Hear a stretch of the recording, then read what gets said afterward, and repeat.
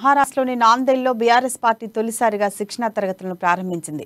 2 రోజుల పాటు జరగనున్న ఈ కార్యక్రమాన్ని బీఆర్ఎస్ అధినేత కేసీఆర్ జ్యోతి ప్రజ్వలన చేసి ప్రారంభించారు. మహారాష్ట్రలోని మొత్తం 288 అసెంబ్లీ నియోజకవర్గాలకు చెందిన పార్టీ ముఖ్య నాయకులు శిక్షణా శిబిరాలకు తరలివచ్చారు. ఈ సందర్భంగా కేసీఆర్ మాట్లాడుతూ దేశం మొత్తం మార్పు తీసుకురావడానికే బీఆర్ఎస్ ఆవిర్భవించిందని అన్నారు. స్వాతంత్ర్యం వచ్చి 75 ఏళ్లు దాటినా సమస్యలు పరిష్కారం కాలేదని ప్రశ్నించారు.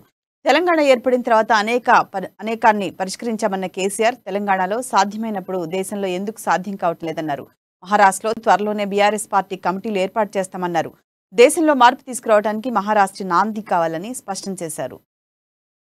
पानी जो चाहिए होता है सिंचन के लिए भी, पीने के लिए भी, जितना चाहिए भारत के लिए उससे डबल पानी की उपलब्धि है भारत में।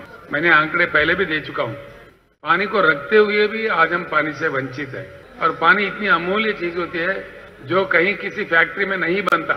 और ये बात मैं निसंकोच कह सकता हूं, भारत राष्ट्र समिति एक ऐसी शक्ति है जो जनता को जिताने के लिए हम शपथ आज ले रहे हैं। जनता की जो अपेक्षा उनके अनुरूप कार्यक्रम बनाने का पूरे भारत में एक पहला पार्टी है जो भारत राष्ट्र समिति है, जिन्होंने तेलंगाना राज्य में जनता को, किसान को जिता के दिखाया है। खाली बातों में नहीं, अपने काम से, अपनी दीक्षा से जिता के दिखाया है। आज किसी को इसमें चेक करने की जरूरत नहीं है। निसंकोच आज तेलंगाना मॉडल